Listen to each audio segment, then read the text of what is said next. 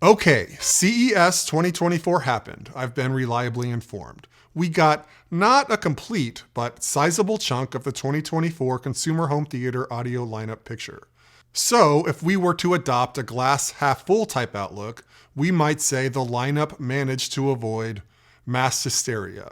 No heart conditions threatened. Safety first. The chaos may lie somewhere in a Sonos, Sony, Sennheiser, and or Bose announcement, as they have still to show us their 2024 homework. In this video, I will be covering some interesting tidbits from Samsung and LG, which I suppose will represent our pricier options, some budget-friendlier entrants from Klipsch and TCL, and I'll end this with what I believe is the #1 most important product of the year, maybe of all time. You should stick around for that, for humanity's sake. Let's jump in.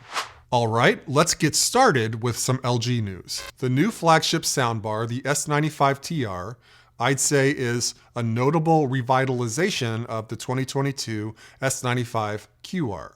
The 2024 TR, like the QR, is a 9.1.5 channel system with a center upward firing channel more or less dedicated to dialogue. The bar got a significant design change, which I find pleasing. The upward firing center channel has what looks to be a silver color, acting more as a visual accent than last year, and the other two upward firing drivers are hidden underneath these stylish fade-in grills. A matte finish was applied to dull reflections from your TV.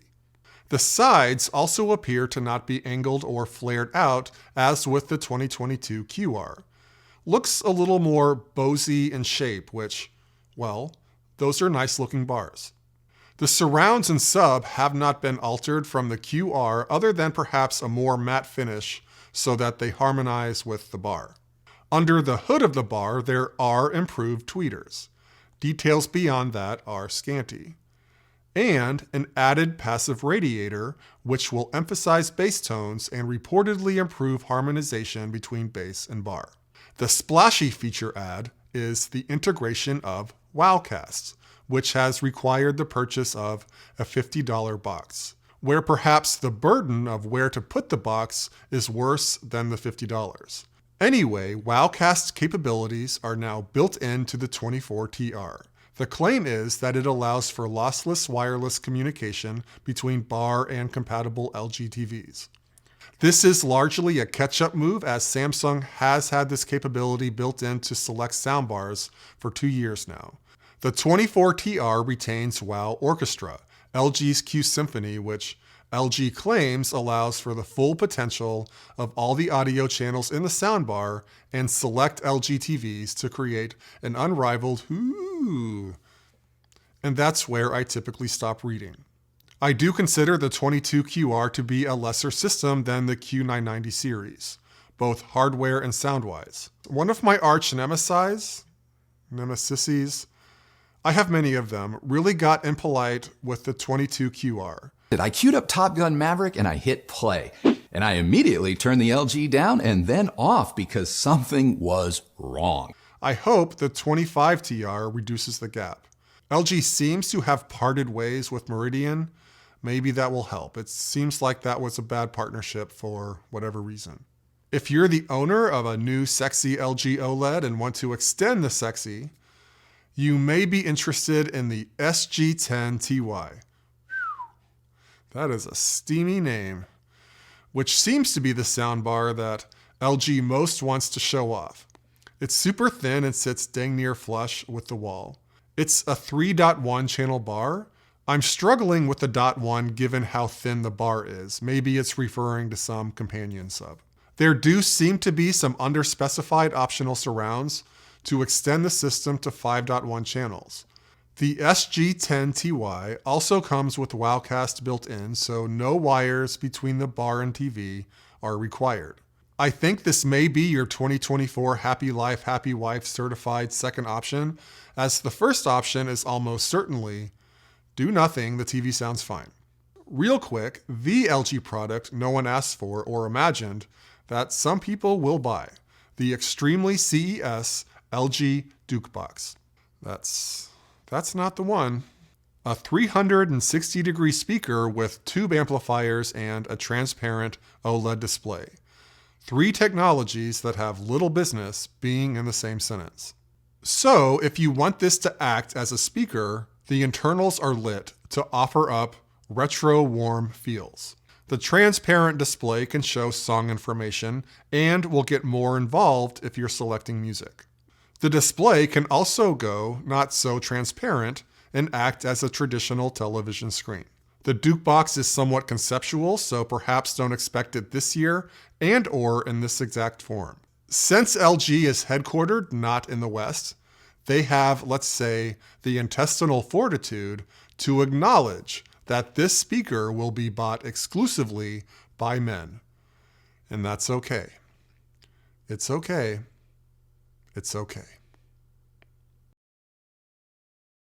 Samsung. Every fiber of my being wants to admonish you for not giving me something totally fresh and exciting to work with, really, for the 3rd model year in a row. But your boring strategy seems to be working. For example, me reviewing specs on the Q990C purchase page got more views than 2 feature-length videos of me going deep with all the new Sonos speakers last year. Like my mom says, I'm not mad, I'm just profoundly disappointed. My bottomless disappointment pit aside, the 2023 Q990D does bring in some goodies that slowly but surely fills out the portfolio to something quite impressive, and will continue to make the Q900 series amongst the best value propositions out there, especially after the inevitable $500 price drop.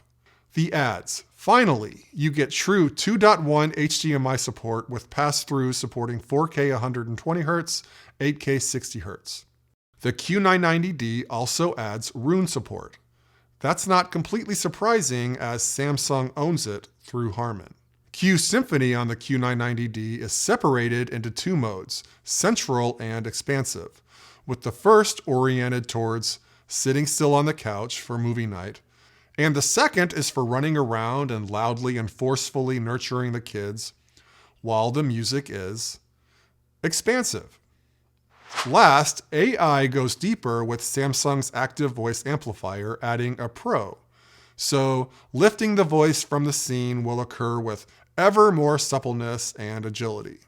My intuition is that ever since the Q950B, we're just getting a truffle of a sound shuffle where 1/3 of the customers will most prefer the sound on any given year. But wait, Samsung may have something low-key interesting going on with an extension to their The Frame series. The Music Frame, which is meant to take on Sonos and the IKEA Symfonisk. It's a dumb word. So the Music Frame's primary mission is to be a standalone speaker with art up front on a stand or mounted to a wall. The speaker, by all accounts, has what it takes to sound reasonable, with 2 woofers, 2 tweeters, and 2 mid-range drivers, plus waveguides to help spread the sound far and wide in a room. It supports both Wi-Fi and Bluetooth. Samsung will gladly sell you the art and frames, which will be swappable and come in a variety of colors. A pair of music frames can connect wirelessly to a Samsung TV and act as a stereo pair. Unfortunately, it's not clear whether a sub can be added to a stereo pair. And this might be the most exciting news of this video. So according to Samsung, using Q Symphony technology, the frames provide surround sound when paired with 2024 Samsung TVs and soundbars. I've never been so interested in Q Symphony before. My optimistic read is that you can take your 2024 Q990D soundbar system along with your 2024 Samsung high-end Q Series TV and your Samsung music frames and have them all work together. If this is what's going on, Samsung, I'm gonna blush. Okay, cooling down a bit. Klipsch is offering up some budget friendliers if you want to save a little bit for food and heating. What are they? The Flexus Core 100 and 200 powered by Onkyo. All steal a line from a CES rep. So a proven AVR brand coupled with a proven passive brand. Sounds like a savvy redirect after the Cinema 1200 fiasco. These are decidedly more modern and styled than their Cinema series counterparts, while staying rooted by using material and design touches to give the style traditional Klipsch warmth, like with this wood graining up top. The Core 100 is a $300 2.1 channel bar with 2 woofers on both the left and right, along with 2 4-inch upward firing subwoofers, one on the left and the other on the right.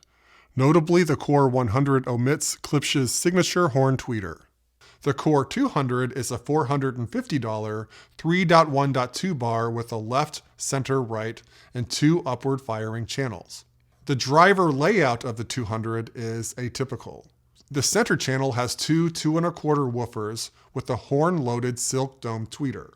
The left and right channels just a single 2.25 full range woofer. And the height channels each have a 2.25-inch woofer coupled with a 4-inch subwoofer. In total, this is 2 more drivers than the Cinema 6 and 800, though it does have 2 fewer tweeters. No word on DTS:X support? Don't hold your breath. You can make these decidedly less budgety by adding the $300 wireless Flexus Sub 100 and the $250 Flexus Surround 100, which I have to say look rather refined compared to previous Klipsch Soundbar Sub and Surround versions. It strikes a better balance of retro and an it's gonna work vibe. Bringing in Onkyo was probably a solid decision. If you were to max these out, the Flexus Core 100 can be expanded to a 4.1 channel system with surrounds and sub, and the Core 200 to a 5.2.2 channel system if you want to buy 2 subs. I'm looking forward to checking these out. It may be a path to a more successful Flexus Core 1200 if I'm not being too subtle.